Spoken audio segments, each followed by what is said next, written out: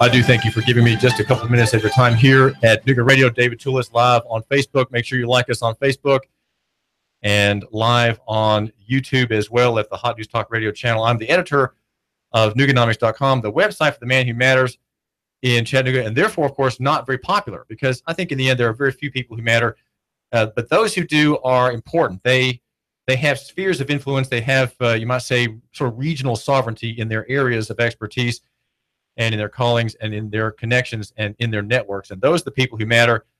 And we are trying to influence them and give a bright light on how constitutional government works and how the state, the modern state, in many ways just abuses the most unsuspecting and the poorest and the most ignorant people by its just being there. And even in areas in which the state has lawful authority to operate, that would be courts and even prisons. David Tulis here, and we want to ask now about the criminalization of poverty. It's a problem that we've discussed a good deal, though we are sometimes short on specifics. But we have with us on the phone today Sarah Garrity. She is an attorney with Southern Center for Human Rights, and she made the front page of the Metro edition of the Times Free Press in Saturday's editions on the top left of the page in a story about Judge Joseph Moore in municipal court in Rossville. And the story has some very dolorous and doleful details about how poor people who just don't have a lot of money, don't have a lot of occasion to move about, are trapped effectively by courts and by judges. And it seems that Judge Joseph Moore is a man, perhaps a better man than the job he had and the position that he had, but he resigned when Sarah pressed him and his court for details on the treatment of poor people. Sarah, thanks for joining us. Tell us what happened in the past week in that court in Rossville, Georgia. Well, good morning, David, and thanks for having me on. We had some complaints about the court, and we sent our investigators to watch. We looked at court records, and we saw a lot of problems. Problem number one was that the court had a practice of sentencing people to pay a fine and then preventing them from leaving the courtroom until they made an initial payment. Problem number two, which was related, was that the court was explicitly telling people that they would go to jail if they didn't pay a large amount of money in a short amount of time. And I can give you some specifics that are pretty troubling. One of our clients was due to come to court for some traffic offenses. She came to court on the appointed day for failure to use a turn signal and improper display of a license plate and driving without a license. She pleaded guilty. She was sentenced to a total fine of just over $1,000. Now, this was somebody who works at a fast food restaurant as a drive-through cashier. She is a single mother supporting a small child.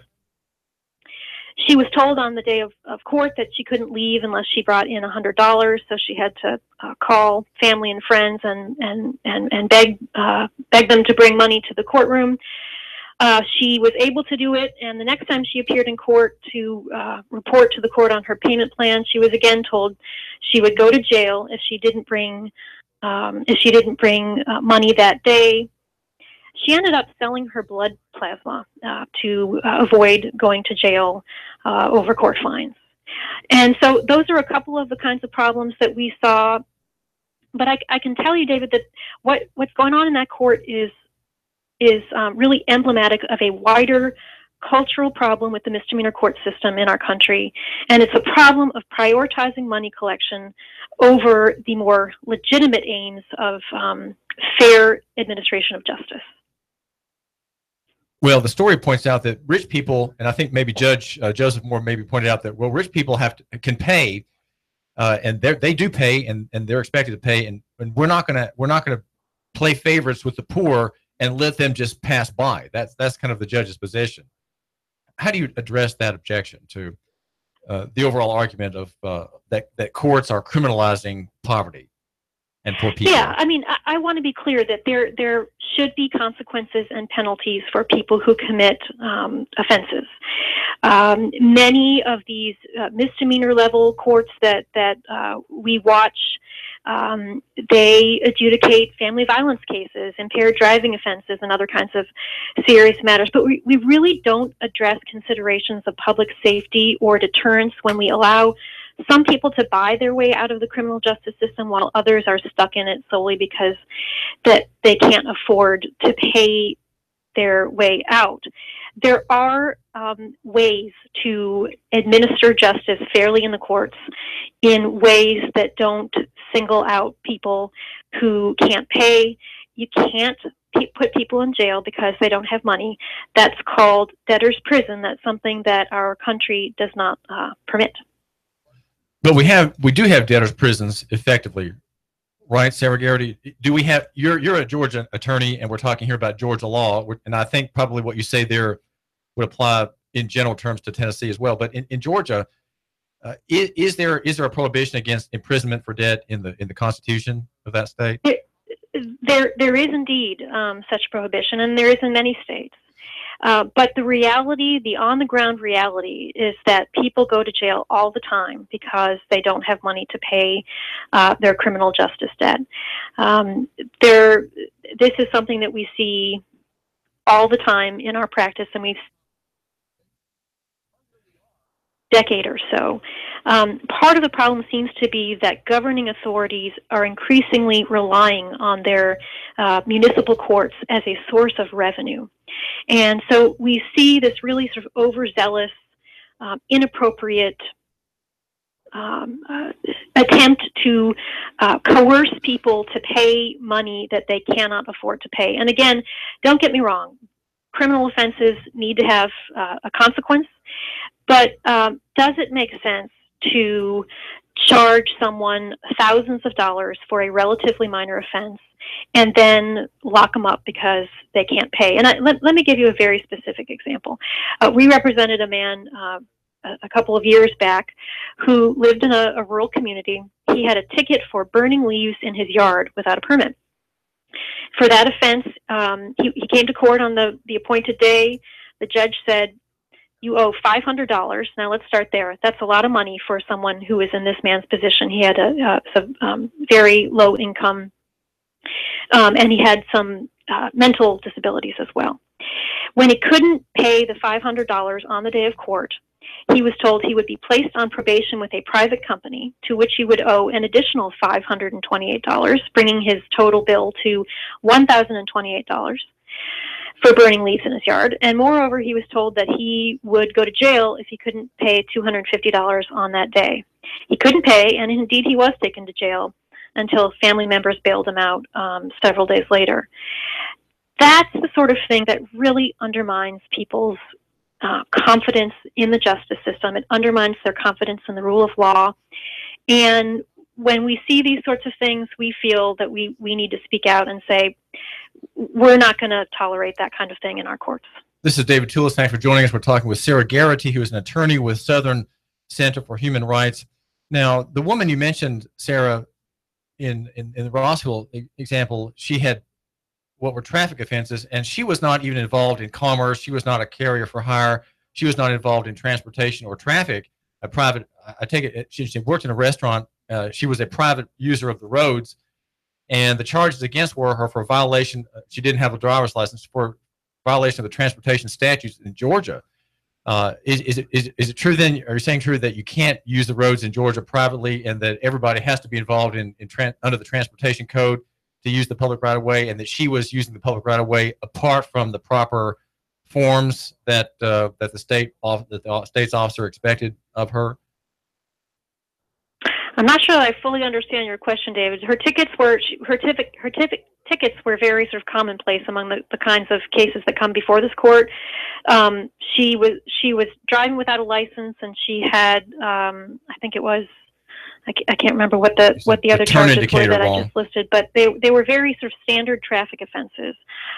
Forgive me, I'm not sure that answers your question exactly. Well, but I guess the question was that we have many of these state victims are people who are using the roads privately, in effect, oh, sure. without the proper transportation code rules. That's right. She was insurance. She was a private citizen driving down the road. That's correct. Yes. Right, and so, but she's being harassed by the state's transportation code and enforcement of the transportation code against a private user. Yes, that's correct. So right. she's and I certainly don't mean to imply that I have a beef against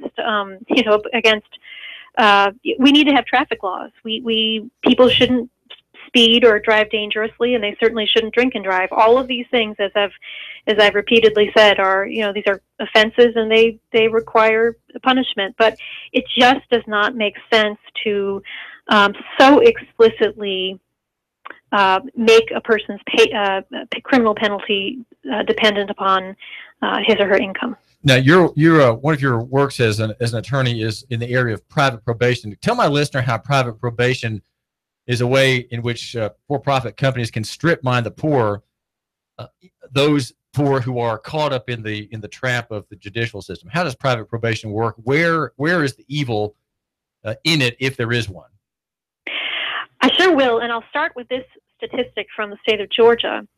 Georgia has 250,000 people on probation. It has the highest number of people on probation in the country and the highest rate of people on probation in the country. One of the reasons that is so is because Georgia is sort of the epicenter of the private probation industry. It has about 35 separate private probation companies. And in the past, here is how the private probation industry has operated. Many people who were put on probation were and are placed on probation just because they do not have the money to pay the full fine on or before the day of court.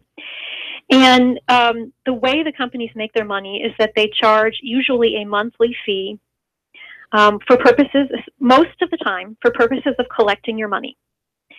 So if that doesn't sound fair, that's because it's not. And what it ends up meaning is that people who are indigent, people who do not have money to pay, end up paying 2 times or 3 times the amount of money that a person of means would pay for the same offense. Now, that has been somewhat modified very recently by legislation in Georgia that caps the amount that some of the companies can pay. But this sort of arrangement is how the companies have historically made their money. In Georgia, we're starting to see some of the companies are their revenues have been decreased by recent legislative reforms in Georgia. I will say that in 10 years of representing people in misdemeanor courts and in seeing people's experience with the private probation companies, I do not think that these probation companies' existence is compatible with the aims of justice or the fair administration of justice. Well, what structurally would need to be different, Sarah Garrity, if the current system is corrupt and allows for profitable strip mining of the poor? What would be a better way of having a court system with its petty fines and its commercial enforcement? What do you see as an improvement? And are such ideals as you might espouse possible in Georgia? Yeah. Well, I think there are a couple of different ones. One is that I don't think we need to have private probation anymore. The basic problem is that you can't serve 2 masters. You can't serve the master of profit, so to speak, and also be a sort of even-handed participant in the administration of justice. That's one problem.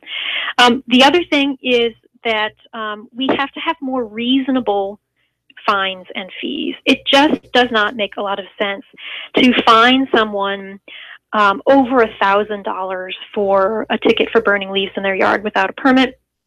Lots of people go into these courts with relatively minor offenses. Not all, but lots of people do. And they come out strapped with thousands of dollars. Most people would have a lot of difficulty paying those amounts. So that's another thing, is that with the fines, fees, surcharges, costs, money for police officers' retirement fund, the clerk's fund, the emergency fund, the jail library fund, all of these things get tacked on to our fines and fees, and they become more than they really should. So that's another thing. And then the other thing is that I think there's a need for judicial education. There are many wonderful judges who are very familiar with the constitutional requirements that that govern their conduct, and then there are some who don't appear to be aware that they can't send someone to jail because they're indigent, and that they have to make certain findings that the person's failure to pay, for example, was willful before they can make use of that last resort of incarceration. And then finally, there are other options. There's community service, for example. Judges should use their discretion in appropriate cases to reduce the amount of the fine or the fee in a case by case where, for example, you have someone who comes in and is clearly disabled or clearly mentally ill or clearly impoverished. These are all reasonable solutions to this problem. What has happened recently, Sarah Garrity, in Calhoun, Georgia? The Southern Center for Human Rights had a major success just south of Rossville and Calhoun. What's the story there? For sure. Well, when that lawsuit was filed back in 2016, the city had a policy that involved a bail schedule. So this was a preset bail schedule, set a certain dollar amount for each kind of offense. And Maurice Walker is our client in that case, and he was arrested for being a pedestrian under the influence. There was a relatively small amount of bail set, but because Mr. Walker could not afford that bail, he was due to sit in jail until the court met next. In the case of Calhoun at the time, that was due to be a minimum of 1 week. And because he was arrested sort of near the Labor Day holiday, it was looking like it would be due to be more like 2 weeks. And so the allegation in that case, and it's one that's it's an issue that's being debated here in Calhoun, here in Georgia, and indeed across the country, is can we have laws that so explicitly provide for different rules in the criminal justice system for people who are rich and for people who are poor? And we've argued in that case that nope, that you can't. That you can't keep someone in jail, like in Calhoun when the lawsuit was filed, for a week or two when you let someone out who can pay $160 on the day of offense. And so that's sort of at the heart of what the case in Calhoun is about. And again, we're seeing this discussion about the propriety of money bail being played out in different jurisdictions all over the country.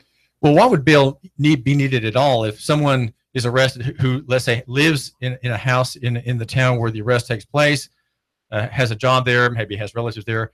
Why would it not be an on your own recognizance dismissal by the magistrate after the trial date is set? Why bail at all in many of these cases where people live in the town and are known in the town?